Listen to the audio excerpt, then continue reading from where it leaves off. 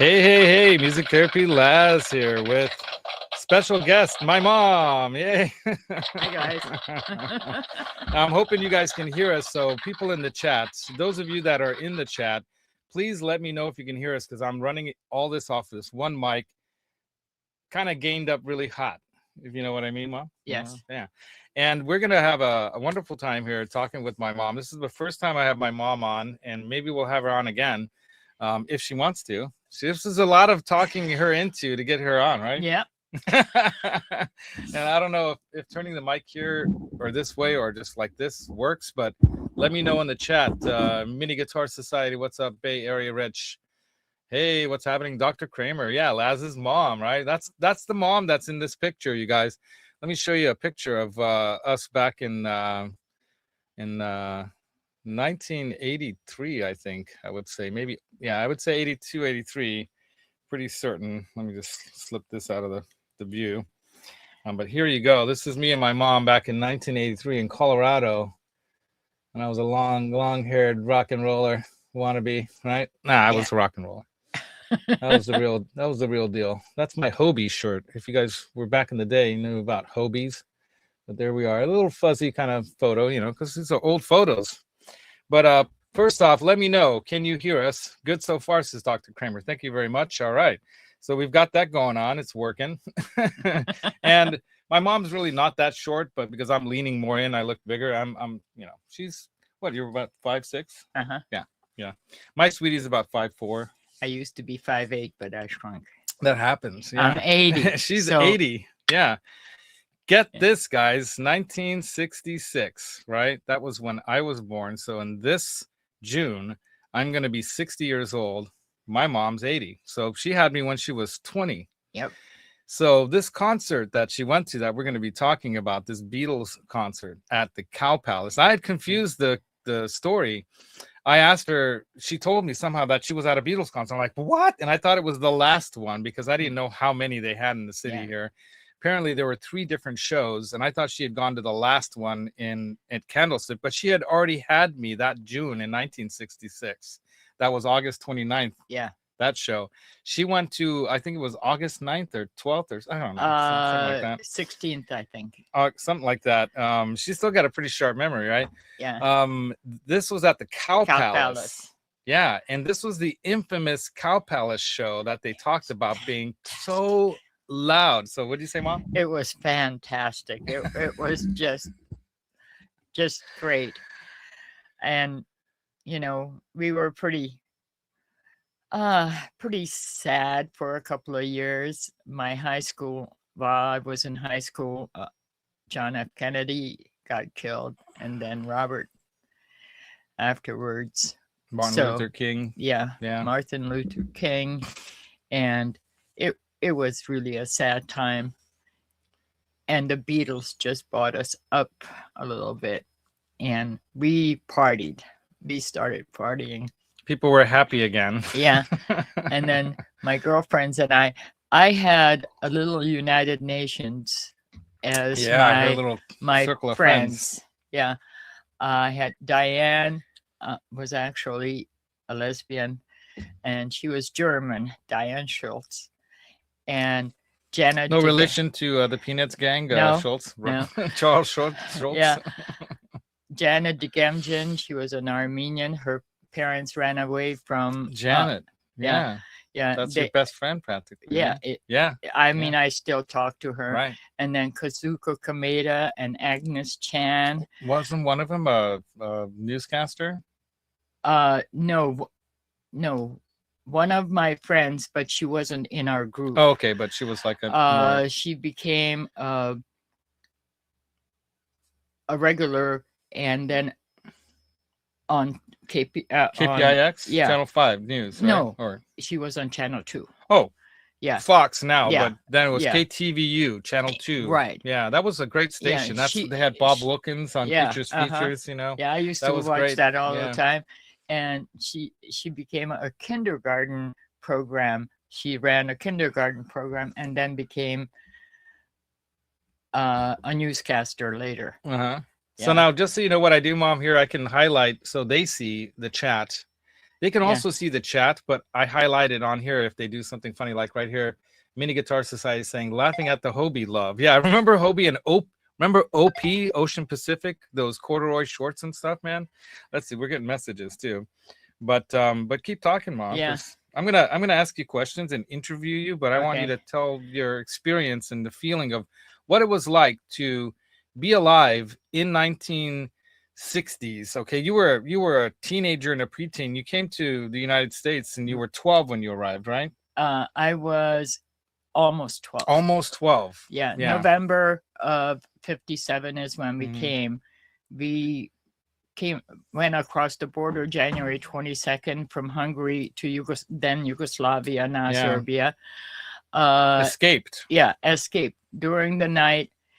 And it was horrific because we walked like about 15 kilometers. We're talking winter in Europe, you guys. Yeah. Late November in Europe is No, this is early? January. Oh, January. Oh my 22nd. God. Okay, sorry. January 22nd in November. Oh my God. Yeah, this was Or after 2 in days after my winter. my 11th birthday.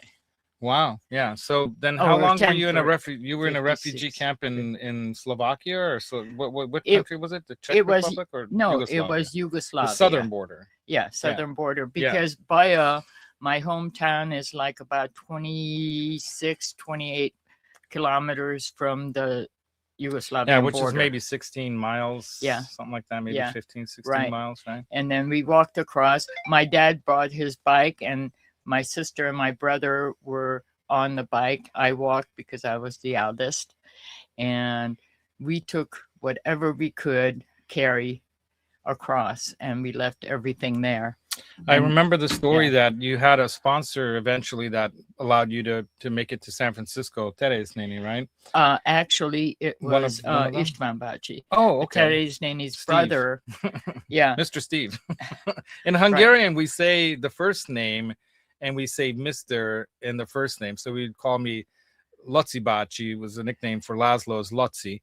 And they'd call me Lotzi Bacsi. They wouldn't use your last name. They would use your first name. Even in formal situations, right? Yes. It's a very unusual language where the last name comes first when you introduce someone. You say, Toshaki Irene. Yeah. Tosaki, And we don't, Toshaki in Hungary, Irene. we don't have middle names. When we get married, my name would be Toshaki Lengyel Toshaki Irene. Yeah, so go we by put our your maiden name as right. our And middle that's what name. this like Latin people do that too, like in Right. Ladani's family as well. So let's say hi to some more people popping in the chat. So Ian says he was born in 66. Right on, dude. Dr. Kramer, calling Dr. Kramer. And we've got Bay Area Rich also here. We got 13 people in the chat. Please feel welcome to join the chat and ask my mom some questions as well. Rich is one of the guys that I met with at the Amigo Guitar Show yesterday in Marin County, which is absolutely fantastic. I'll be posting that video up maybe Monday or Tuesday, so you have another video or two. I have two. I shot some video at the music store nearby at Bananas, where I got that. If you slide out of the way for a second, that Marshall amp right there, that's one of 300 hand-wired Marshall JTM 45s, replicas of the very first Marshall ever made by Jim and Terry Marshall, hence JTM, if you didn't know that.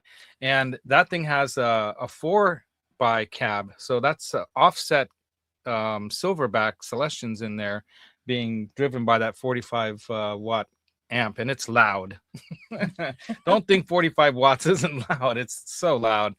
But the Beatles at that time, they had to use the biggest, loudest amps they can get, and they played fairly clean, no distortion, like bang, bang, bang, bang, bang, bang, bang, bang, bang, right? Yeah. It was very clean stuff, those Vox guitars and the Hofner bass, and on occasion, later on, especially, you see John playing some like a Epiphone Casino and a Fender Bass 6, 6-string bass guitar kind of thing. Of course, there was nothing for Ringo to hear, but I guess he might have been close enough to the drums and the cymbals to hear himself over the screams. But if you guys want to get an idea of what that sounds like, I have some links in the description. And before, during, or after the show, it's fine for you to do it during the show. Go click on a link or two there. I have them listed as what it's about. And go to the first couple there are about the live performances. But I'll give you an idea here. I'll play it play it back here because trust me, this won't get copyrighted because you can't hear it. You can't hear the music because it's so, the screams are so loud. As a matter of fact, that's why the Beatles stopped touring. They couldn't even hear themselves, and they felt it was getting too dangerous. You know, they had some shows like the infamous show that was out in the Shea Stadium. It was raining, and they were trying to play guitars and sing through microphones during the rain with electric stuff. You know, I mean, if you know about electricity and water, doesn't mix. So it was very dangerous for them as well as others, you know, and so they decided to stop touring.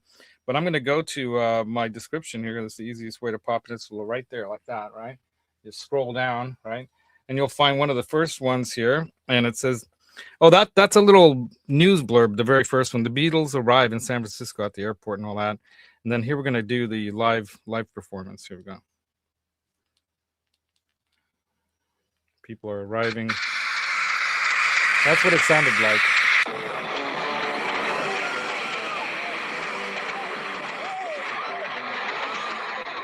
Can you guys hear that all right?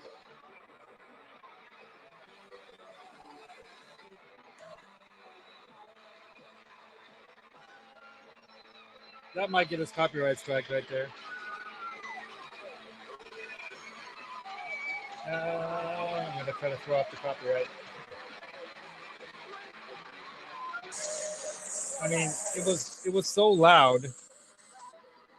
It almost sounds like there's a constant drum roll going on. Just to give you an idea of, like, you know, how crazy the people would get in the audience. I'm going to turn the volume down and then just pull it back for you guys and let you see a little of the action here. It's the Cow Palace, 1964. One news organization said there were like 80, there was a million people there, which you can't fit in there, but there they are. Oops. Take that comment out of there. People had binoculars so they could see.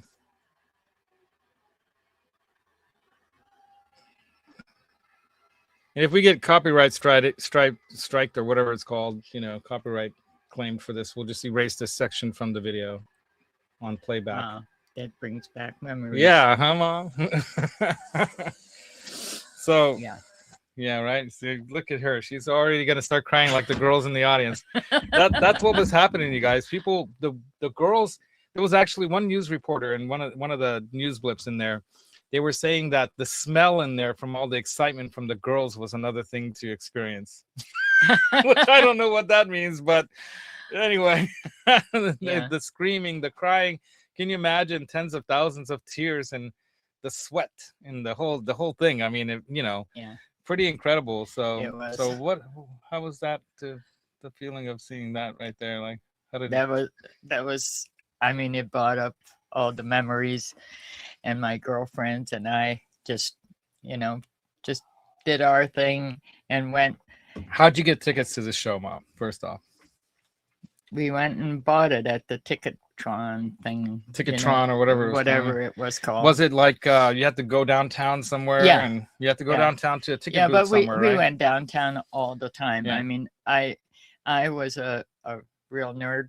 Yeah. Kind of thing, because I would go after school. I get on the streetcar and went downtown and went to the library and spent hours and hours. Yeah, there's a huge library near the city center, right by the city hall, which is a beautiful city hall in San Francisco. And it's only 2 blocks away from Market Street, where the streetcars went. Streetcars, and then you had BART came much later, right?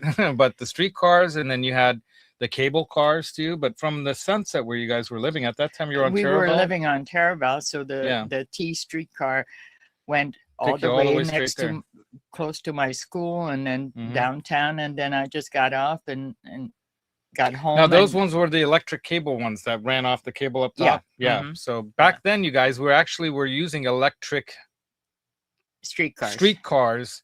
Yeah. And then everything went, super gasoline and all that, but that's been going on for a long time. But we've been using electricity in California and elsewhere in the United States. We had a pretty good grid until like the oil and steel manufacturers kind of forced and influenced politics to remove all that, so people would have to buy cars. But we still have streetcars in San We still Francisco. do, yeah. And there's a really robust muni system, including they're going to finally now with some of the leadership. I'm not going to get into too much politics here, Please don't. but well, Because then she and I'll get she'll going. get going, and she's worse than me.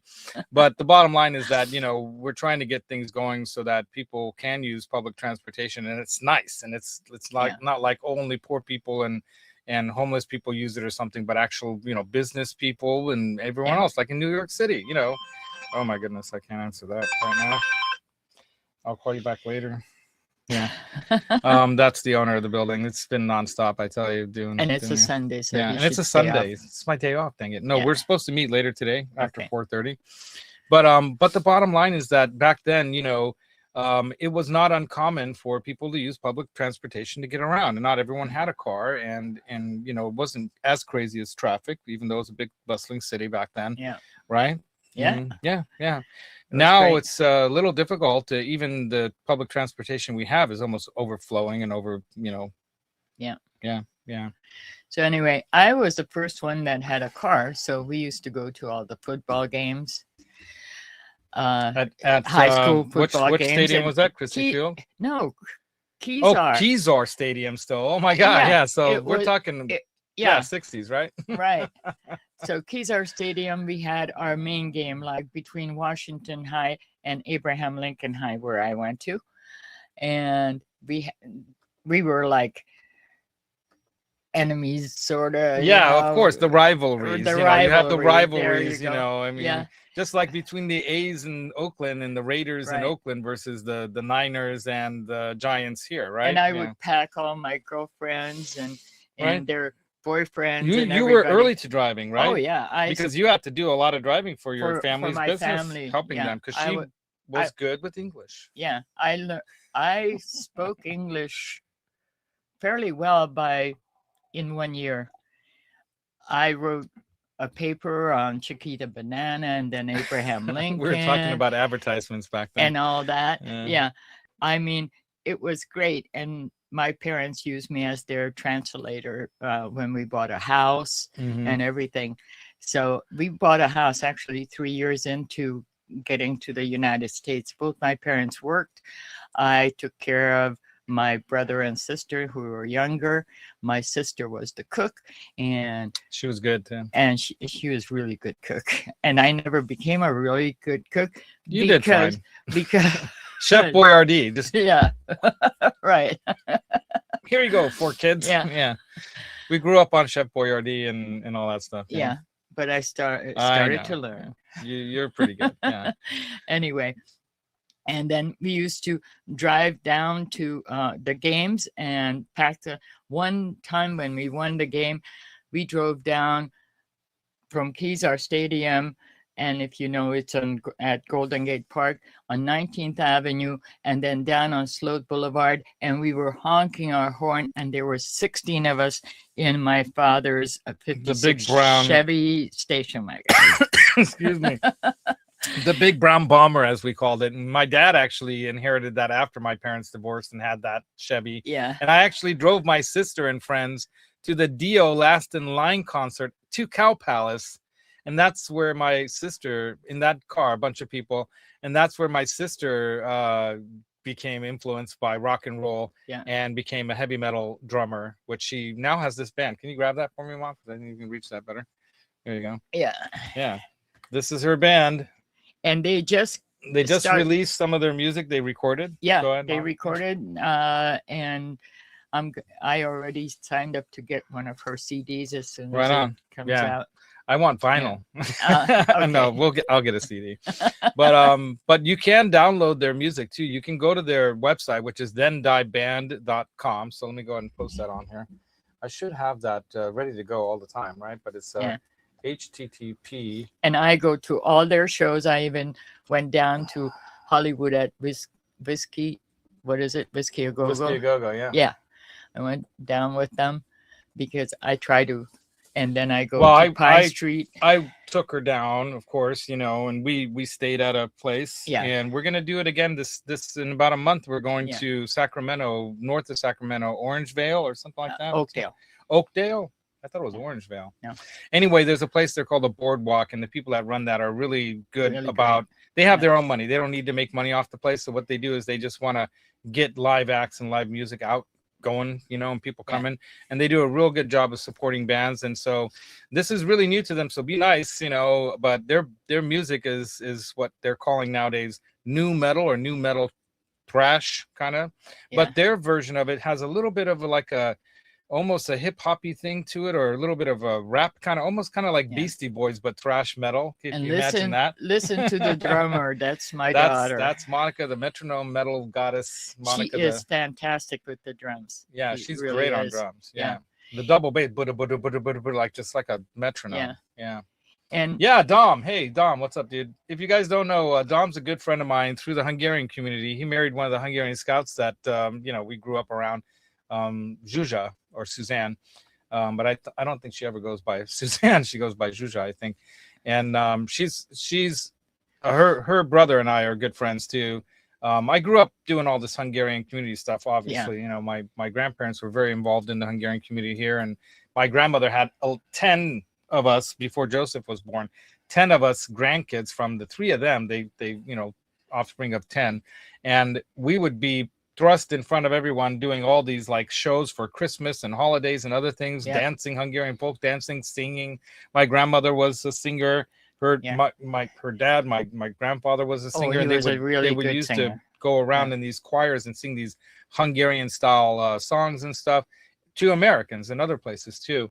We used to perform when I was a little kid. I was already performing at the Golden Gate. No, what was it called? The band show. The band, Golden Gate Park, Golden Gate Park band show there, and there would be an orchestra for St. Stephen's Day. They would do a big event there, usually around Mayflower Day, or and before you guys, Day, or we were a dance group, and we did that. Oh, I might even have photos of that. You want to see that?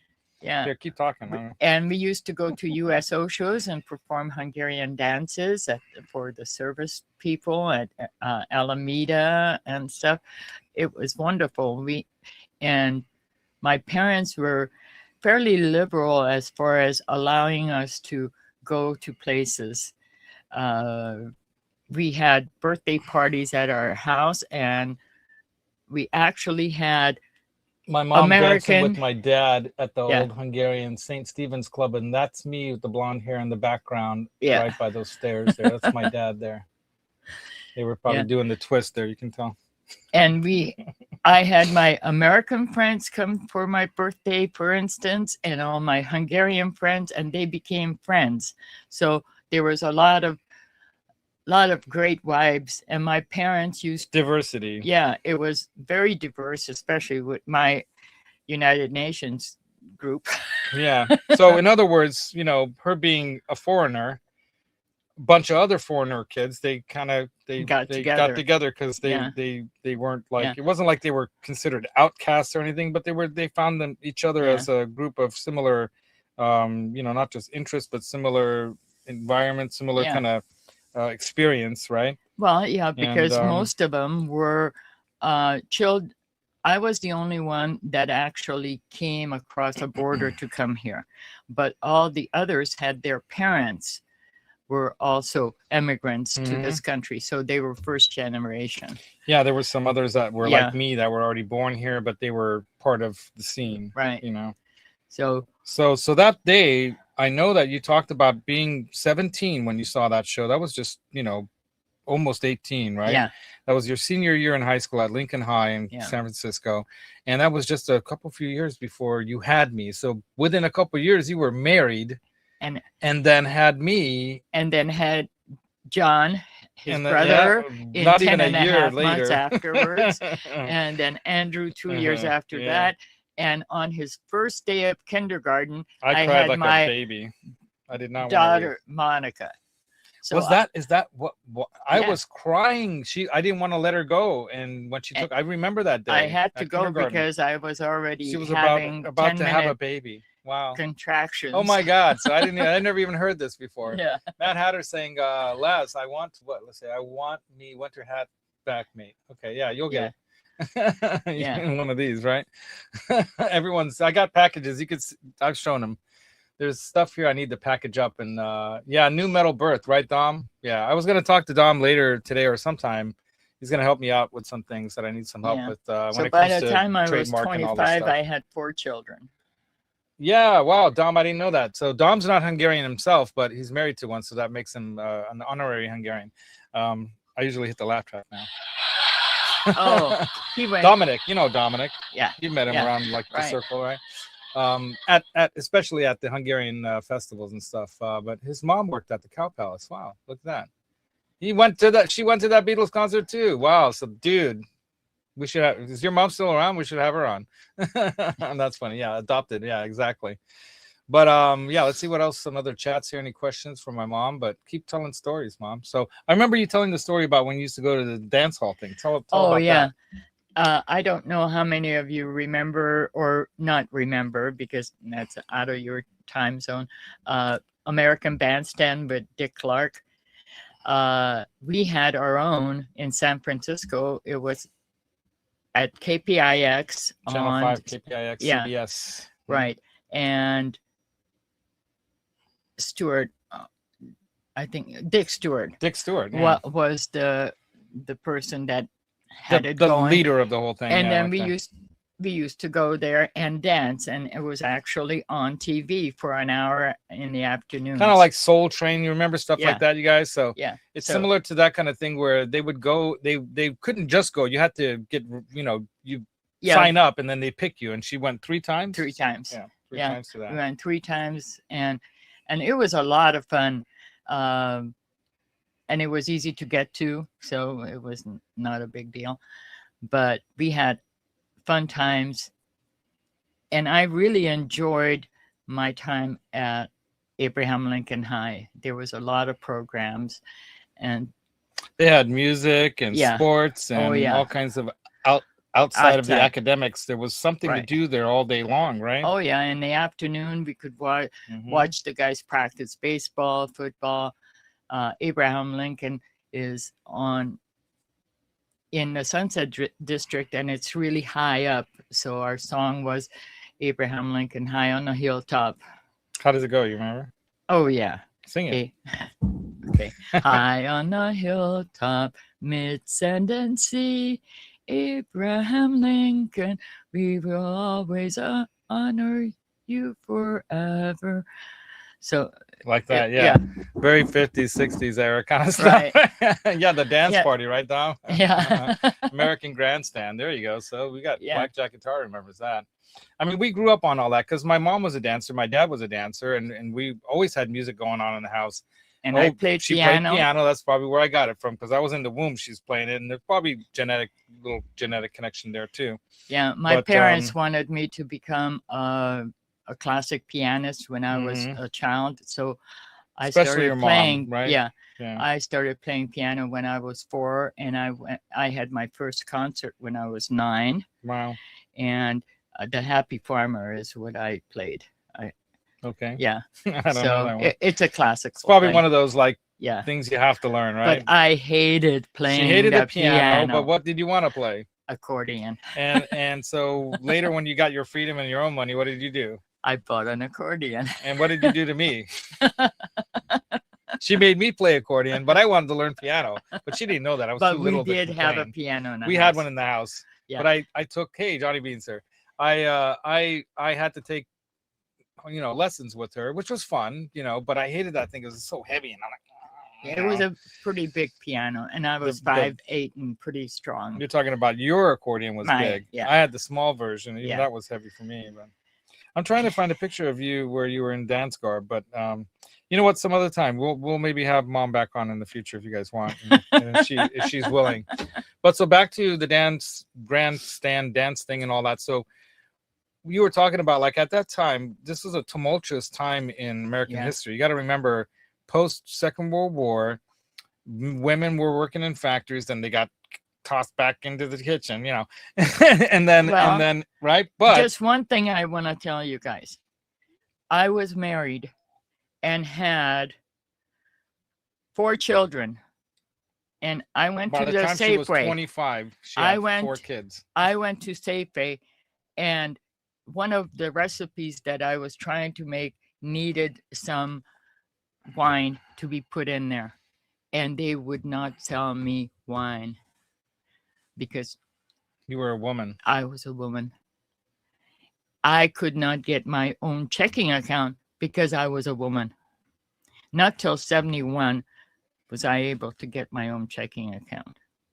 So I was my husband's property. Yeah, that's true. We were watching a show right now on Netflix about that period of time when, this one guy's he goes back in time. He tries to save Kennedy from being shot. Anyway, but, you got to remember at that time, it wasn't just, discrimination against blacks or anything. It wasn't. Yeah. I mean, and at that time, they weren't thinking that, oh, we're discriminating against someone. It was more like, oh, this is the way of the world. Men are in charge and you're supposed to be under me and supporting me and then having the children and taking care of stuff. And I became a real feminist. So, yeah. And that commercial about, she can bring home the bacon and fry it up in a pan and never let you forget you're a man thing. That's her right there. Yeah, man. When she finally broke free and got her own life, she got a Mercedes. What was it, a 240 SL or 260 SL? 230. It was a European. It was a Mercedes sports coupe in that cream white with the big lens front lights. This is in the 70s, so like mid 70s, you guys. Yeah. To have something like that from the early 50s, that was a big deal to have that kind of money. Convertible hardtop, so she can put the hardtop on or just a convertible, red leather interior. When I went to that show in Monterey with Johnny and stuff, and we went to check out that Van Halen guitar, Brent was there, Octopus Ears. I'll tell you something, man, that when I walked by that Mercedes, I could smell the leather from outside of the car, and I'm like, that's that car smell. That's my mom's Mercedes car smell. And get this, you guys, when we moved to Colorado in 78? Yeah. 1977, 78. I think it was 79. No. It was actually early 80, wasn't it? It was 81. It was no, 80. because 80. I started high school in 80 because I class 84. So okay, it was late there. It was late winter, early spring, but there was a heavy snow downfall, and she drove us out to I think it might have been early. It might have even been like the second semester, right? So it might have been January or February. Well, we lived in Evergreen. Evergreen. Yeah. So we drove up to this place off highway. I think it was I-70, right? Yeah. And to Evergreen, Colorado. We come down and it's snowing like crazy, and she's driving 4 kids in this 2-seater freaking Mercedes-Benz sports coupe. That's how we got there, in a 4-seater from California all the way to Colorado. So my mom's quite an extraordinary woman and has drive. Exactly right, Ian. She's living an extraordinary life, and that's why I'm hoping this is the first of a series of conversations with her about life and what it was like, especially revolving around music. Because the main topic for me about this episode of what I'm calling the season 3, episode 1 of the Music is Therapy show is how music changed the world. And the title for this, is about how music can be a very powerful and very influential, what would you call it? Phenomenon? Yeah. I don't even know what to call it. It's like a phenomenon, right? Yeah. Not just the language. I mean, the thing that it is so incredible what it can mean to the world and mean to people. Like she was saying, being here in America at that time, free of the communist, remember that dream you used to tell me about? You used to have this nightmare about what it was like to be a young woman, and you think they were being pushed down here in America. Oh, it was really bad. Oh my God. First yeah, of what was all, that dream about the hats? I don't remember now. All right. She told me this dream that she had about that the women had to wear these hats. Oh, yeah. It was the fashion that they were forced to wear these hats that squeezed their head really tight. Yeah, and I remember. And that was the feeling that she had. The nightmare was about the feeling of how the control that was over you was so, like, ubiquitous in a sense, so omnipresent that it was like a pressure on your head. You weren't allowed to think or, be like normal or healthy. It was like a control, like this hat that was squeezing your head. And I just want to let you know that by the time I was 8 years old, I knew I was political. Yeah, she's in always been hundreds. I mean, I used to blurt Yeah. out stuff. My father Get in would get trouble. arrested and interrogated what he was teaching me. because But he was they thought raising he her was right. teaching me, but I saw what was going on, and I just, when the 56 revolution broke out after we went home, I went back to the city hall and got on a bus, and somebody called, got my father so he could drag me off the bus because I was going to go up to Budapest and fight at the revolution. So I was all, and I've been that way. I mean, I've been protesting anti-Vietnam, Anti-war. anti-war. I mean, my mom is a peaceful person, and I try to Yeah. be the same way, even with the testosterone that a guy has, But the thing is that we were raised not just Catholic, but we were raised in a whether you want to call it a Catholicism or Christian or whatever. It was more about taking from those things and humanitarian. She's a Unitarian, by the way. Yeah. And it's all about learning from the best of the teachers of what it means in life to be not just a good person or a good role model or to have a good purpose, but like in the Scouts, what I learned, what was a really good lesson, is to leave it better than how you found it. Yeah. Don't leave it worse. And we see too much of that going on for the sake of, profit, or for the sake of technology, or for the sake of what future. I mean, a lot of what's happening in the world right now, and why I wanted to have my mom on today to talk about not just this Beatles event, but that being a kind of cornerstone turning point in a sense of what was going on in America, because there was so much authoritarianism at that time in the world, not just in the United States, that and threat of, like, the Kennedy assassination and the Robert, both Kennedys, and Martin Luther assassinations, the threats against people like Muhammad Ali, who stood up against Malcolm X, who stood up against the authoritarianism that was occurring at that time. Not just discrimination of color and creed, but it was a class thing.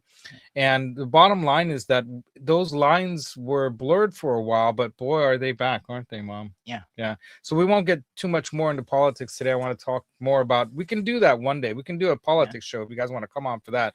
That'd be fun, I think. But going to that show, tell us again about how was it from when you got tickets, and then what was that day like when you guys, your parents were okay with you guys going, or was it? I got into the car and picked up Janet, picked up Kazuko, picked up Diane. Diane came with, and so 4 girls. I think Agnes came too. Okay, 5 of you. Yeah, and we went, and I mean, first of all, we couldn't park close because people were lining up on Ocean.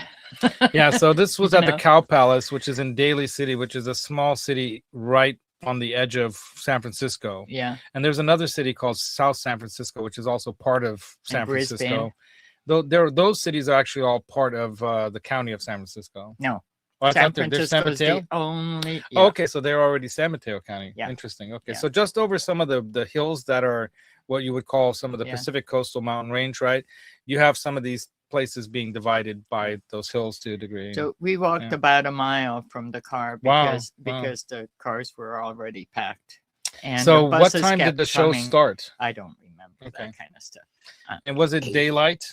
Huh? It was in August, so it was warm. It was daylight and it was warm. We were wearing, summer dresses.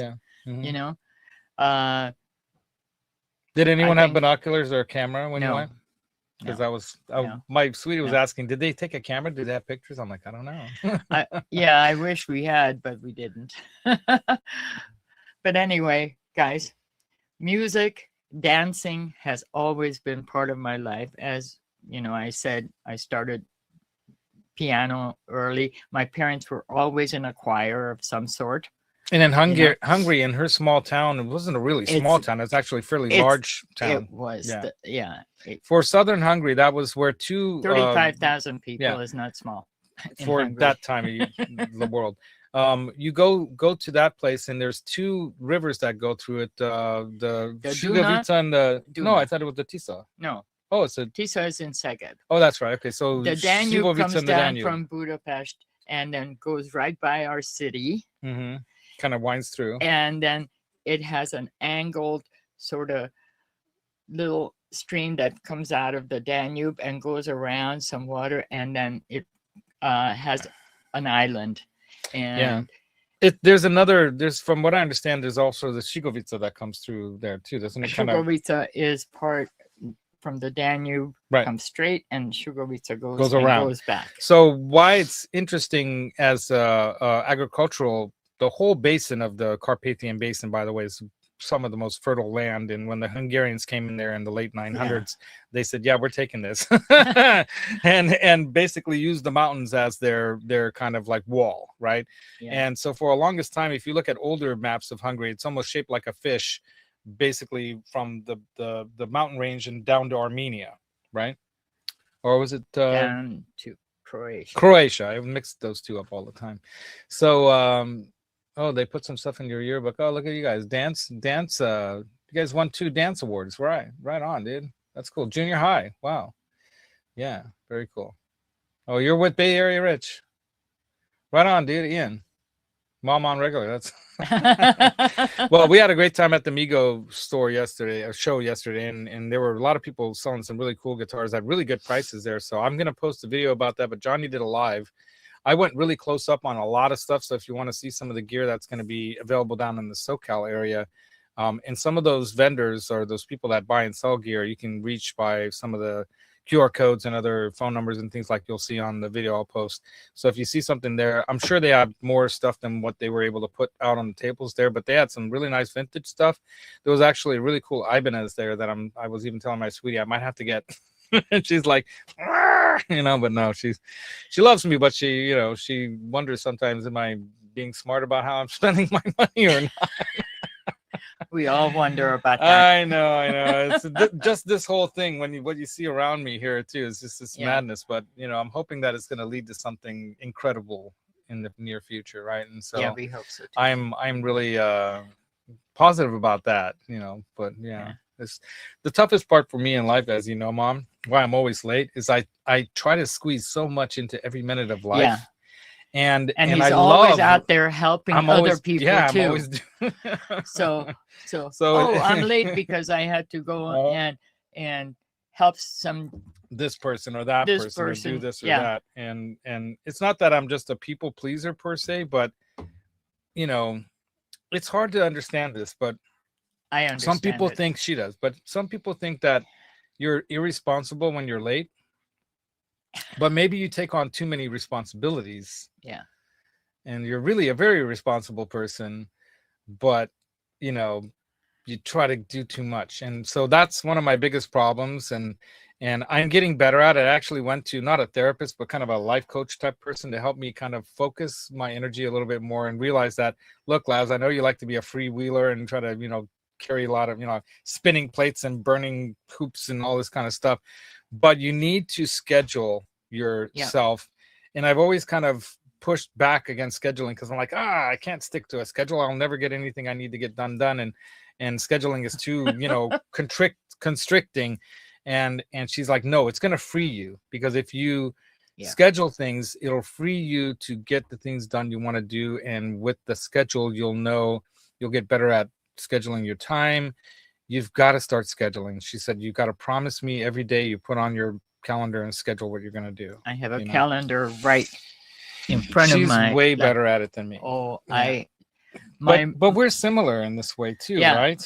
Because I tend to get too much going, and then sometimes I had to cancel something yesterday with my daughter because I had to go to the protest yesterday because of Miss Good's murder, and I'm so glad I did. Yeah, and we're gonna go to a meeting and another protest later today because we're standing up against this. It's the meeting to plan stuff. Yeah, we're part of what's called Livermore Indivisible and Indivisible and Tri-Valley Indivisible. Tri-Valley, and now it's become national. Yeah, it's really, really an amazing thing to see people, And my age, that people didn't used to protest when they were 80. Now there's a lot Yeah, of Mad other Hatter, I people. did. As a matter of fact, I did Yeah. take photos of and videos. So you'll see some really nice close-ups of what Diablo has to offer. I think they're out of Seattle, right? Or am I wrong? There's a lot of, or San Diego maybe, but there were a lot of really great like people or stores that buy and sell used goods. So you'll see that. I'll post that. I'll try to post it tomorrow, if not Tuesday at the latest. I've got I did several videos because in between we stopped and had conversations with people, and I might, splice some stuff out. I might do some where I'm walking through stuff fast, but I might try to make it, I have to put it all together. So if you guys know anything about video editing, it takes a lot of time to do that. So it's another reason why I keep teasing that I'm going to monetize this channel. I have to.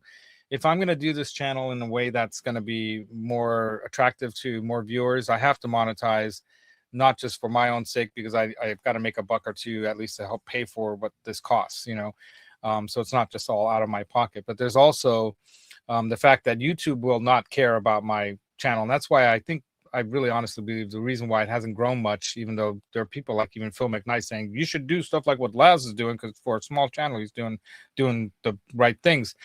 But I'm not growing because I'm not monetized, because YouTube doesn't care, because I'm not making them money. If I'm not letting them put ads, then they're not going to share me in their algorithm. They're going to not care at all, right? So I have to start playing the game, and doing what works.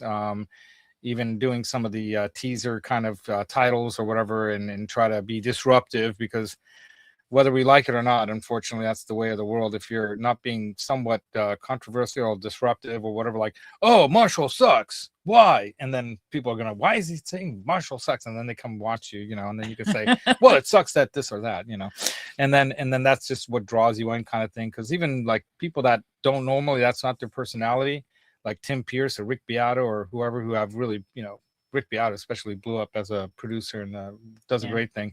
And like I was telling my mom, I've really started this wanting to do my own music on YouTube, but I haven't really done much of that. And part of it is because, number one, I want to copyright it first. I want to have my publishing rights for it. I want to trademark the channel and all this stuff. So those things need to happen before I'm going to start, monetizing it. Yeah. Because if I'm going to put my own music out there, I don't want everything from AI or anyone else stealing it. Even though they will, at least I'll be able to say, no, that's mine and you owe me this if you steal my thing or use my thing. Or I can even tell people, you can't use this for this or that's my property, my intellectual property, and you can't have it. If you want it, if I agree, these are my terms, kind of thing, right? And so that's the same thing with demos too. I haven't really done the higher end kind of quality demos or whatnot. I'm not getting any support from any of these companies or anything that I support, because I'm just showing you what I like to use or what I think is interesting. But I'd like to get to that point. The only way that's going to happen is if I have all these things lined up, all the ducks lined up in a row, right? Yeah. So it takes a lot of time to do that. And most of the time, you guys, I'm just jumping in here right before the show starts because I'm busy with life. And just hit the start button before he started. Exactly. And then just, and then boom, here we go. Off we go to the races. And what my friend, I call her my friend now, but the life coach is telling me is you got to schedule every minute of all these things so that you make enough time for it. So I was able to set this up, have this ready. I had to move a lot of things around, to make space in here. It took me a couple hours just for that and the research I did about the Beatles and the show. Yeah. So, about 3-4 hours went into putting this roughly 1 hour show together. Right. So, but back to it. I'm looking forward to doing more of this kind of thing with my mom, but we'll have her on and talk about some other things if she wants to, because she's at that age where she's even said to me she's starting to forget things, and she's worried about what am I gonna say, and I might forget something. Well, and I write down a lot of stuff. She's a writer and a reader. Notes and notes and notes. So I have boxes of stuff from my high school on. Thanks, Penny. Boxes. And I want to go through those things. That guy, who's the Mad Hatter? Mad Hatter is awesome. This one right here. Uh-huh. This. Who are you, Mad Hatter? Who are you talking about when you're saying Parker is a good fella? Oh, he might have been somebody up here. They might have been talking around. No, the only Parker I know is on YouTube and okay, no, Parker out of Seattle, from the guitar store, the Diablo guitars. Okay. Yeah, because I was at a guitar show yesterday. That's why I couldn't Okay. go to the protest. I and all thought that he stuff, was. so. I didn't know who he Yeah, was referring to. So you guys went in the car, the brown bomber station wagon, the Yeah. Chevy, the big Chevy. That's one of those that had the door that didn't flip down, but it went open like No, that, that right? was the Rambler. Oh, okay. So flip, yeah. Anyway. Yeah. So I you had were a lot of different five cars. people in the car. You guys drove to Cow Palace. You get there. How early? Like you said, you there was already so packed up. You were Yeah. at the walk from a mile away. You had your Yeah. tickets. You got in. Yeah. Beatles arrived. Yeah. So what was it like And when we you were got to able like when to- you were walking in? What was it like? Well, it Big was crowd.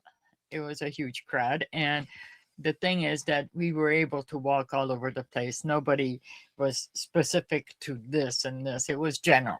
Oh, it's general admission, which Yeah. is very typical at the Cow Palace. They don't Yeah. always have seated, And- so you can go up to the front if you can work your way there, right? Yeah, and Yeah. we got pretty good on the left side.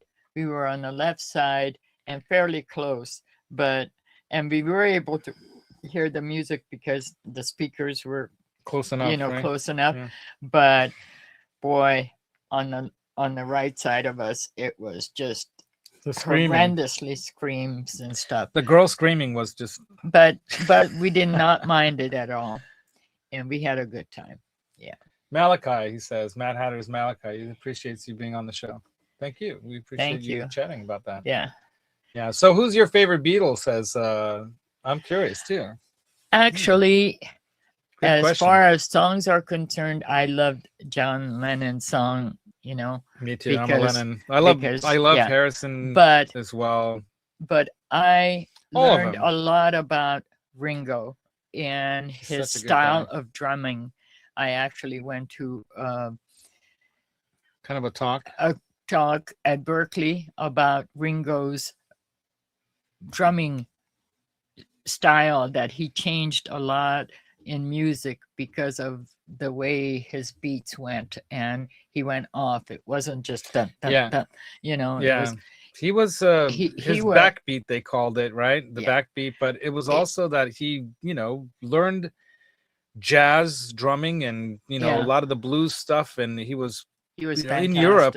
What he absorbed as a young person off of records and seeing other musicians back then was different than what was going on in Yeah. America at that time. You Yeah. got to remember, I mean, America had a different because style I of knew stuff going music on. and I knew the basics of music and stuff, I really appreciated his style, that he could change it. And I went to a lot of other shows. I mean, I saw Ozzy concerts with Andy. Yeah, my You brother know, Andy Grateful Dead were just in the 60s back then. I In was those- born in a hospital right there at Hippie Yeah, Park, a practically. in couple of St. blocks Mary's, yeah. away from their house, you know. You used to go And- hang out there, right? yeah, Because she was a smoker, like cigarettes. Yeah. Well, only after 16.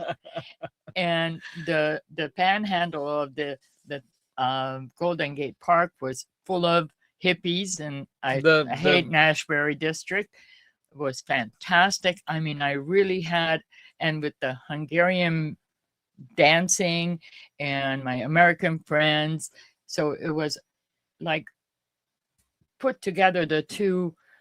Right. I was lucky to grow up in Yeah. that combined kind of cultural Right. experience of the European culture with the American life. I loved rock combined, and it's like- roll, and I loved Hungarian music, which is so different than rock and roll. Yeah, very Yeah. different. Yeah. Yeah.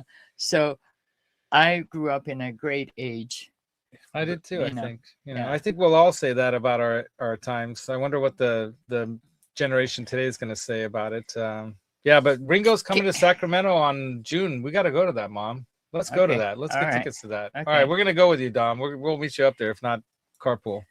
Well, we Cool. might stay the night up there because we have some other family and friends that live up there, right? Yeah. And Akir's join us. oh, and one thing I just want to share, because it's one of my nicest memories of my children. Star Trek. Oh, yeah. We used to slide with our onesies across the floor at the beginning. I'm a real Trekkie. She's I a mean, big I time am Trekkie. totally a Trekkie. Yeah. I love sci-fi. I started watching Star Trek, and they put it at 9 o'clock on Friday, which was really bad. Yeah, they were because it was purposely too trying to kill late it. for the young people to, and a lot of young people the teenagers were out on dates. So it was badly programmed. But these guys, I would let them stay up, and they were little. I mean, Yeah, Monica was still a baby, and the three guys were in their little pajamas that had put things on them. You know, it Yeah. was Yeah, there were onesies that had little plastic on the bottom, so we Yeah. could slide across the wooden floor whenever And I the picked ship up the- went yeah. one I way picked and up, rolled up the other way. the rug It was in funny. the living room, so they stood in the corner, and when Star Trek, the ship went across the screen, these three guys ran Look at this across. comment, Mom. Look at that. It- See, I told you you're gonna be a hit. It was the best. I mean, I used to laugh my head off. It was so Yeah, great. Yeah. Yeah. My mom was, I gotta tell you guys, by the way, she very, very active as a volunteer too. So Girl through Scout the leader. Girl Scout, when we were kids, she was a brownie troop leader. I was. My dad wasn't as active because he was working a lot, but still, I think he felt kind of Yeah, out but of he touch he with did the English he did language thing, maybe a little bit. the films at the Yeah, Hungarian Center. he so was a yeah. projectionist at the Hungarian We- monthly or every Yeah. bi-monthly or what? once a month, Once a Friday. month. Yeah, Friday once a Yeah. month. And then, Um, you know, I used to go to the school, and I taught music Mhm. at Mhm. elementary school. Yeah. And So- she, in later in life, she was a volunteer with the Red Cross and Oh, opened yeah. several Red Cross stations in Northern California, up in El Dorado County, I think one or two, right? Yeah, and then And that's why I'm a Red Cross. and I was a disaster service volunteer, so I Oh, that's went right, yeah. to Florida, Mississippi, Georgia, for when there were floods flood, and stuff. Yeah. Florida after the hurricane, you know. So I went to several places. So I have friends all over United States because That's where I get it from. the Red Cross people would come from Alaska. I have Yeah. a friend in Alaska that was in Georgia with me at the shelter that we ran. And so it was it's fantastic because I have so many friends from all over the United States because of that, Yeah. you know. And I became an EMT. I took classes in my late 40s. She as an still EMT. carries the bag around in her car, right? Yeah. Your backpack for like if you need to do a roadside emergency Oh, service on I someone. got Did you you stop covered. doing that? Oh, she's still doing it. You see? I got you Yeah. covered. Not only that, but you know, I think we all got our driving skills from Mom. She's not a race car driver. She's very careful, but I'll tell But you, I'm fast. she likes to drive Fast. She loves to drive. I love to drive too. And Yeah. we drove everywhere, not just because it was cheaper, but because we enjoyed it. And there was, let's stop Yeah. here, let's stop there. You know, Yeah. I've been to the moon crater in In Nevada, Nevada. where if you've seen the movie Starman, you know, and it's been in other movies too, where, you know, she's like, oh, let's go see this along And the way, driving back and drove. forth. We'd always there stop somewhere like wasn't the A caves, gas in station Utah. or another car for hours and hours. She wasn't like she had no fear. And I think maybe being raised in Hungary and going through that Yeah. the suppression of your rights and freedom, when you got to the United States and you It was were able different. to be free, you're like, I'm gonna be free and I'm gonna go here and I'm gonna go there and I'm gonna do this and I'm gonna do that. She was gonna be a nun, you guys. Yeah. She was When I gonna first be a came nun. here, the freedom of religion was really, really great for me. But Sister Morosita at St. Paul's, when I went to 7th grade, she said, don't even think about it. Wait till you're 22 and then decide. By 22, I had 2 kids. Yeah. They're pregnant with the third. So that was all. Yeah. And By the then way, Andrew was in the womb for almost 11 months. almost 11 months. The Yeah. Guinness people came to the house wanting her to be in the Guinness Book of Records. Yeah. And she said no. I had, and that can happen if you have a stressful event during your pregnancy. Mm. The baby stops They just kinda developing. Incubate for a It while. doesn't die, but it stops developing. And there was another woman that became. It was in England that Superseded I or was surpassed one her? day past her Oh, okay. supposedly, but I did not want to have that. And Andy's probably the most normal of us all. Yeah. No, I mean physically, Monica and him. Yeah. Andy has some allergies, but John and I both had, like, I had the bad vision, but later on I found out that was caused by being gassed with oxygen at birth. Finally put the pieces together after finally I'm like, Mom, just tell me, did they put a gas mask on me ever when I was a baby? And she's like, yeah, when you were born, you were. They gave children, oxygen when they were born, and later on they found out that over oxygenating can hurt the eyes. Yeah, it can burn their baby. And he had double hernia when he was born too. So John had he had the Frankenstein stenosis, which is the stomach where the food goes into the stomach. It closed, so he couldn't get any food into his stomach. So he almost died of starvation. Where was the food going? And he threw it up. I didn't know that. He was throwing it up. Wow. I would feed him and then he'd throw it back up. And the doctor says I was overfeeding him. I had to actually go to another doctor, and he just touched his stomach and he knew what he had. Because he was an expert on it. And hurried to the hospital, and they had surgery immediately, so they were so they saved his life. But her country doctor here in San Francisco almost killed my brother John, because he was being an idiot. Anyway, so that does happen. Always get a second opinion. Yes, always. Dr. Soldati, right? No, Dr. Soldati was my obstetrician. What was the name of that guy? I just remember that name, Dr. Soldati. I have it in my notebooks. So back to the show. So you guys get to the Cow Palace. You're walking in. There was general admission. You're on the left side. They started playing, and the screaming was the screaming only when they came in, or was the screaming going on all the time? All through it, and even after. I mean, the guys finally left, and we were still were still screaming and laughing, and we were laughing and singing their songs on the way to the car. So whole of that area, Cow Palace area, the people heard everything. So to me, this is so cool to hear this story, because we never really talked much about my mom's youth growing up. She was always so busy with stuff. Like, even now she still works. She's a seamstress. She was a realtor. She did all kinds of stuff, but she was a seamstress.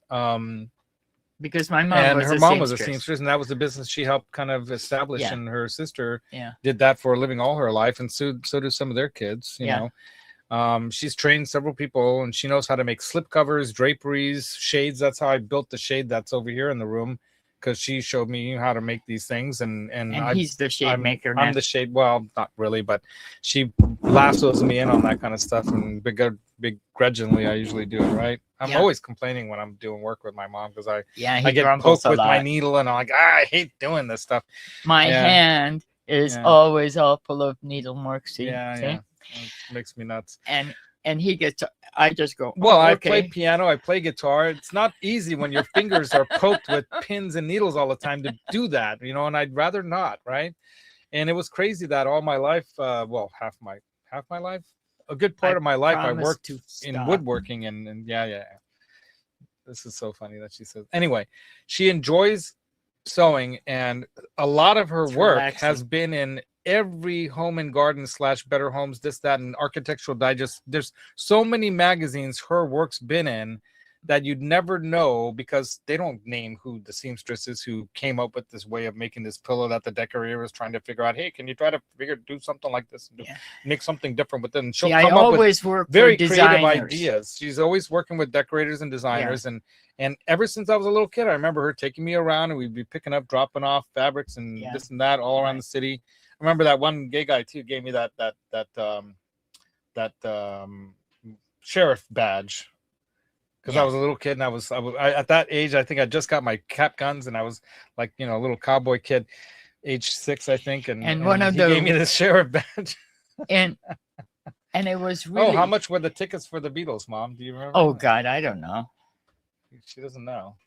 Yeah, I mean, remember when I got married, my husband was earning $1.75 per hour at the American Can Company, which was in and Brisbane, he California. was he was a tool and die tool and maker. die specialist machinist. Yeah. Yeah. Which later he worked up.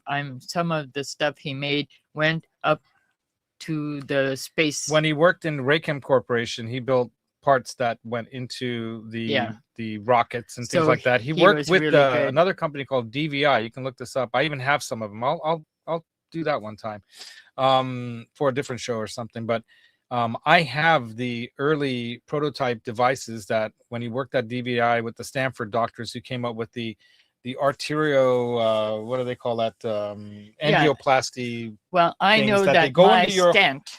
They go into your arteries and veins and stuff Yeah. and clear the plaque out.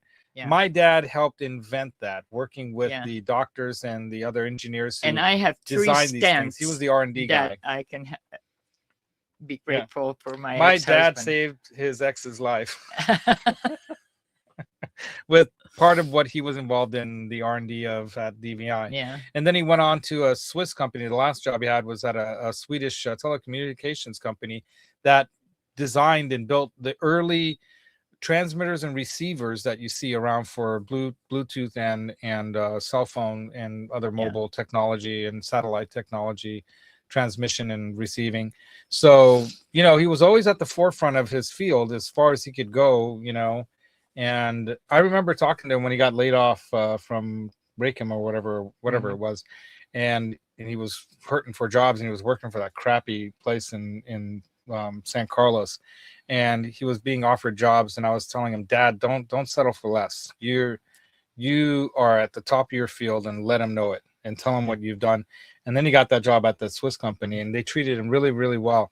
As a matter of fact, his second wife, Gabby, was a housekeeper for George. What's the guy's name? Intel. I know. Who's the guy?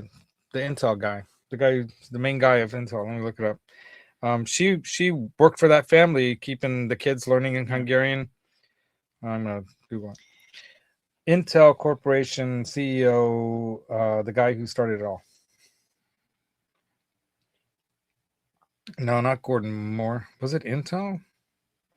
Anyway, while he's looking at something, I want to tell you, I made a bedspread for Billy Mays. Chip manufacturer in the U.S.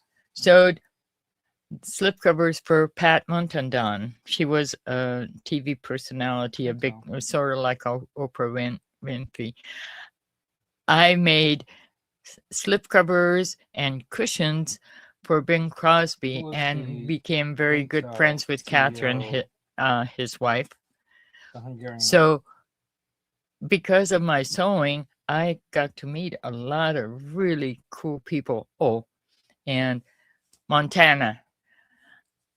I did stuff for Joe Montana. So sewing gave me the opportunity to meet a lot. You did a headboard for Andrew Grove. Okay. Finally. Who was the guy, the baseball player that you made headboard for? Well, I made 2 headboards for his kids, and then the one for the other players. So there was the famous Buster Posey. I have a Funko Pop of him up there. Buster Posey, the catcher of the Giants, who helped lead them into 3 World Series wins. And then Travis Ishikawa, I built a headboard for he and his wife when they bought a house in Scottsdale, and his wife picked it up with like some kind of a big truck on their way down to Scottsdale for spring training that year. I actually, underneath the fabric, I wrote on there, "Thanks for that home run," and that grand, you know. Yeah, and then he put the walk-off home run on there in the fabric. And that was just there underneath. I took pictures of it and shared it with them. But it's been fun. I actually was able to do the install at Buster Posey's house with the decorator. I won't say who, but the decorators who worked there. And I didn't get to meet anyone because they weren't home. He was. Well, I wasn't. He wasn't home when I was installing. Oh, okay, but he was there when I went maybe when you went there, but do the cushions. Okay, that might have been. You should have told me. I would have wanted to go. This is the stuff that happens. Okay, that's true. Well, see, they don't want you to know, so they're not going to tell the help, right? That hey, because they don't want that kind of attention necessarily. I've never been a fan, or an intrusive person either in that sense. Really. McCovey and Mays, I was impressed. Oh, Matt Hatter wants to know: did you ever meet or see Pat Boone back in the day? No. Unfortunately, I love Pat Boone. Yeah. You know, I we did. grew up on Hee Haw and all that stuff too, by the Yeah, way. So all yeah. the, you know, National And Geographic Lawrence and Welk. Lawrence Welk, yeah, that, oh my God, the bubbles. And the Tiny Bubbles guy too. And Yeah. everything that was on TV back then, we watched, Captain you know, Kangaroo. there was nothing that was on back then that you couldn't watch as a child, really. Yeah. I mean, when you talk about like today, what kids have seen or can see by the time they're 8 or 9 or 10, it's nuts. Way too early they're being exposed to stuff that's Yeah. really not healthy for them. But yeah. Yeah, Captain Kangaroo, Sesame Street, and all that. Yeah. Johnny told his butler that just tell him that I'm not here. We see you there, Johnny. Oh my God, he's funny. Yeah, so we're gonna end the show fairly soon, but so back to the show. So you saw the Beatles afterwards. You're singing the He's songs so- and everything, and He's so focused on the Beatles. well, I wanted this show to be a little bit about that event and what it meant. So after seeing them that first time in 1964, what did it change? Not just in the Bay Area, but what did you see change in America It because of wasn't the a- influence of their It wasn't music? an immediate change, but their music came more and more popular. Because and that we long sang hair, it. that mop top thing, Yeah. that was not cool. You were No. not respected for that. But they changed it because they dressed up in a nice suit, but they had the mop top thing, you know. And we slowly, accepted it because they were from Europe, and we always thought they were sort of sophisticated there. because they were European, right? Yeah. They're British, yeah, right. right? So, and then all the other bands started. Right, like the coming. Stones. Yeah, and I'm a fan of all the AC/DC and She all loves that. rock music. I love What's your rock favorite music. rock song? What's the I like my whole time rock and roll. Oh yeah. The Bob Well, Seger song, because Oh, I love that Bob just- Seger. that just- yeah, you know, yeah. I used to go to this club that was for divorced people. It was called DVI. yeah, Divorce- Beyond BDI. Beyond BDI. Divorce Incorporated. was the BDI name. club. And I went dancing and all the time over there. Oh, there was a lot more Yeah. than just dancing And going on. everybody, when I walked in, they always put on the Bob Seger song because they knew that I loved I it. like that whole It was time. great. When she starts dancing, you know. Yeah.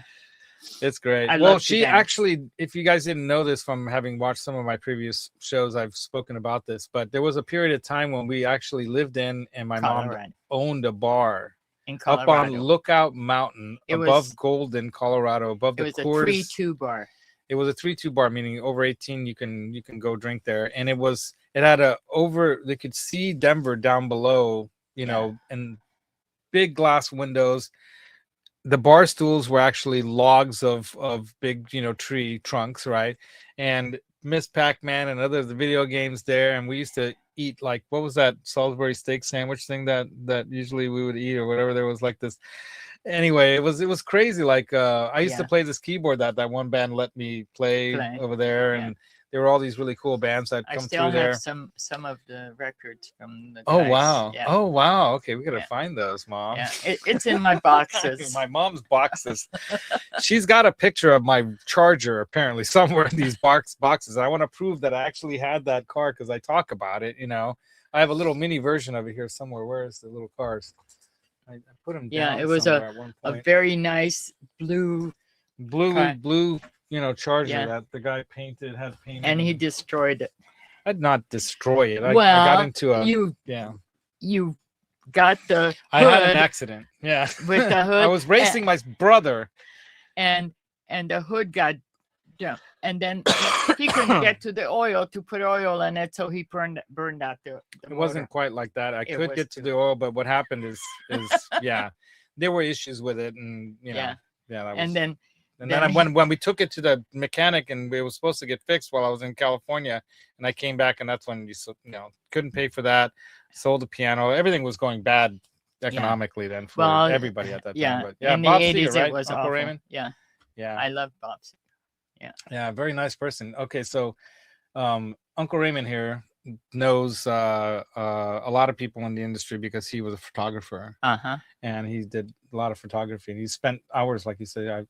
Nice person. When I spent an hour with him in the recording studio, when I sold him a photo for a poster. There you go. Cool. Yeah. His niece, as a matter of fact, Amanda, who lives in LA, they're originally from Michigan.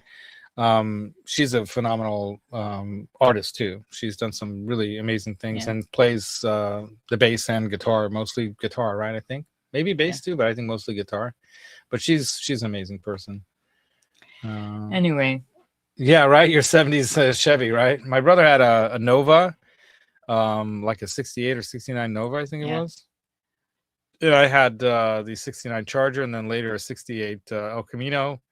And then he had a Cougar, like a 69 Cougar, something like that. 68 Cougar. I don't remember that. And then I bought a Honda LXI hatchback. It almost looks like my present car. Laszlo was not kind to cars. I have bad vision, so that had something to do with it. You know, the one time you sent me home after you wanted to stay with Tim, and I didn't have my glasses, and I had to drive the Fiat home. That's when I got into that accident. And that too, that happened because I turned left on a green light. And in Colorado, they have these crappy, what they call blue laws or whatever, right? So I'm on a turn lane. I'm on the inside here, and then there's another car to my right, and our green light turns green, and we start going. So I can't see because, you know, our green light, this guy's over here, but then he stops, and I keep going because his truck ran the red light and hit me, spun my car around like that, bent the frame, just totaled it. I didn't even have my wallet or my driver's license on me. And the officer, I was even telling him my wrong birthday because I was so knocked out of, you know, not consciousness, but you know what I mean. And I remember saying to the guy who hit me, I hope you have insurance. And he's like, you're going to need insurance. And I'm like, what? And then find out later on that, it didn't matter that he ran a red light, because if you turn left, you lose all right of way. This was a rule in Colorado. It didn't matter. Even if you're at a green light. I'm like, what the hell? So one of these weird laws. But we can have a whole hour program about cars. Wow, Bob's bass guitars bass guitarist lived a mile from me. Used to see him every week at the 7-Eleven. Okay, cool. Picking up cigarettes and stuff, right? We got the laugh track. Anyway, but it was great having my mom on. I owe her a little more late breakfast of sorts, right? I got to finish my breakfast. Finish our breakfast because we got here late. And we'll have her on again because you're obviously a big, you know, this everyone loves you in the show here. So tell everyone, what do you guys think? Should I have Mom on again? I was scared to come because I don't like. She's an introvert. Yeah, I don't like talking. Well, once you get going, I have no problem talking politics. That too. We'll do that once maybe, but not on this show. We'll do our own show. We'll do a show. It's like, you know, I wanted to do a show with Akiers because he's a modern X-Gen or whatever. No, I'm X-Gen. He's more Gen Z, or I don't know. Anyway, but he and I will sometimes, you know, butt heads on some things because he has a different perspective on things. Of course, you know, grew up in a different environment.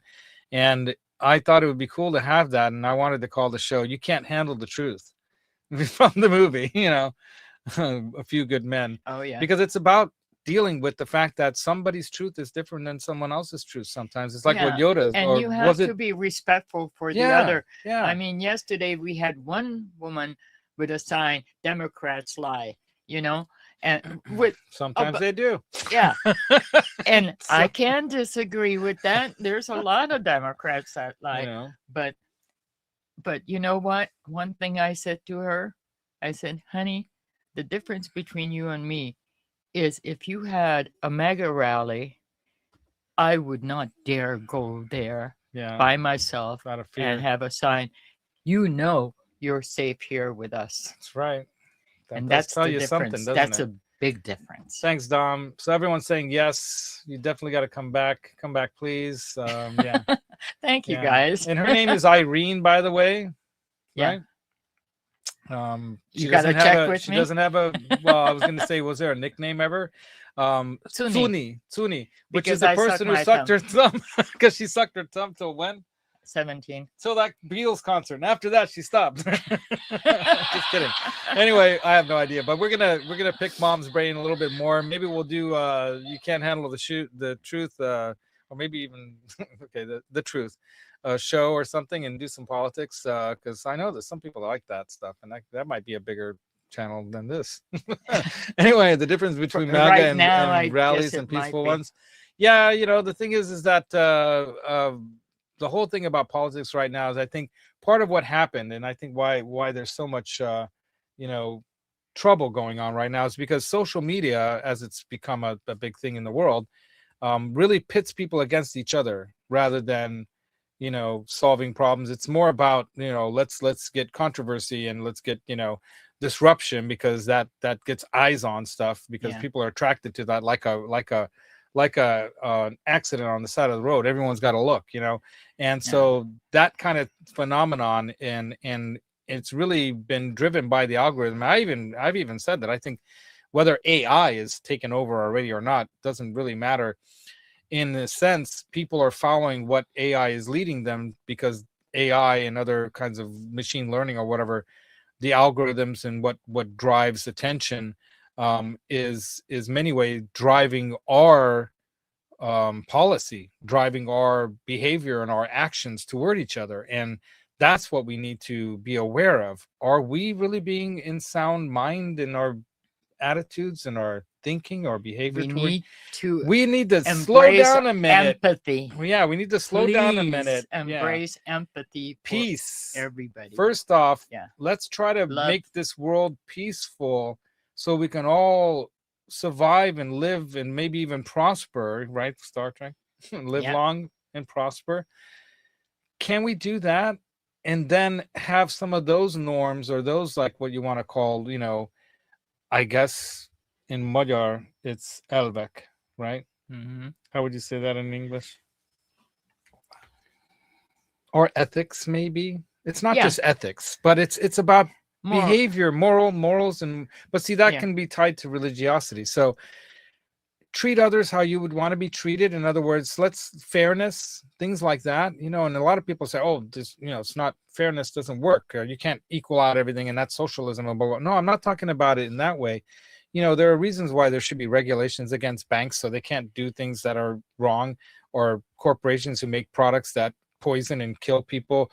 All these kinds of things, there have to be some ethics, and ethics used to be taught in business school. It's not anymore. Now it's about the bottom line and profit. And look where it's leading us. It's leading us in a direction where we're destroying the very one planet that we can live on. We ain't going to live on Mars if we can't live on the Earth, people. So I don't care what Elon or any of these genius people say. They're missing the mark when it comes to what's most important right here on this planet now. We can't make this one work. We're not going to make it work out there, right? Yeah. And we're not going to want to leave this world if we can't come back to it. And maybe we can find other worlds out there eventually, but if you understand anything about the physics of the distances we're talking about, it would take generations just to get to there. And the problem with that is, that out in space, we still haven't figured out how to procreate. It doesn't work, because we're made to be alive on this planet with its environment, its gravity, and all these things. So if you understand anything about the biology of all this stuff, y'all, very, very hard to have what we consider our intelligent human life form out there further beyond our solar system. There's nothing out there that looks like it can sustain life yet. So if we can't sustain it here, we will. But if we can't sustain it here, y'all, we can't go. So forward. let's work on what we've got now and make it better, right? And try to make it not. I'm not talking about socialism where everything's equal, and that when people call people socialists when they're really not, it's so stupid. Socialism. It's about just basic fairness and equality to some degree, like what the Constitution talks about. Every time somebody says you're a socialist, I go, well, define that for me. Is what I say. I go, when was the last time you cashed your Social Security check? Right. When was the last time you sent your grandchild to school? Right. Public school. When was the last time you went to a library? When was the last time? These are institutions that we set up in our government, and they're social institutions because we are social beings. Yeah. Yeah. So they twisted all that. You know, communism was not really communism. No.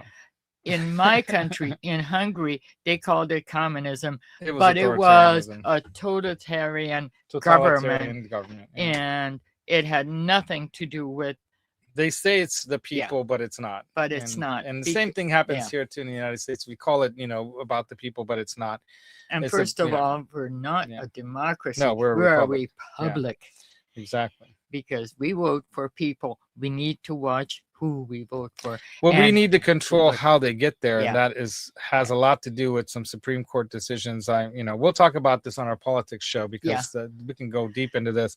But the bottom line is treat each other like you'd want to be treated, right? The golden rule, not he who has the gold makes the rules. That's the other golden rule that I think is the one that's leading right now and winning. And if they do get AI and they do get, drones and they do get robots and they are able to control us all, then we are really screwed, y'all. So pay attention to what's going on right now because it's a little scary. And we can enact policy, and we can young stand up people to them. in our organizations. Yeah, more young people. More young people. We have reached out at colleges and stuff, so we need young people. Yeah, I got to get going now. I've got people bing bonging me here at my workplace on a Sunday. Anyway. Yeah. Mom, we'll go have a quick breakfast or longer breakfast, and we're going to go to some other stuff and do a mom day today. But thank you very much, Mom, for You're welcome, honey. being on the show. Okay. And then we'll have you on again. But you liked it. It was fun, right? Wasn't it fun? Yeah, it was. Yeah, see? I told you it'd be fun. All right, you guys. Rock Peace. on. Thank you so much for coming. Don't forget, after the show, comment on the show. It really helps me grow. Share this show to all your friends and family. I'm almost at 1,000. When I hit 1,000, it's going to make a milestone mark for me, and I think it makes a difference a little bit in YouTube nowadays. I don't think it's the most important thing. I will be monetizing once I get all those other little things done. Right? You do, yeah. Okay. And share it. Share it to your friends and family. So, if everyone shared once or twice and then they shared once and twice, that'd be, growing like crazy, right? So help me make that happen, and then we'll try to make it more fun and interactive for you guys all with all that kind of super chat stuff and this and that. You can help the channel and be part of what we're doing. It was here. nice to see Nice you to guys. see you guys in the chat. And then once in a while, we'll have some other guests on doing the similar kind of thing. Until next time, you guys, how do I do it? Be good or be good at it. Or get busted, right?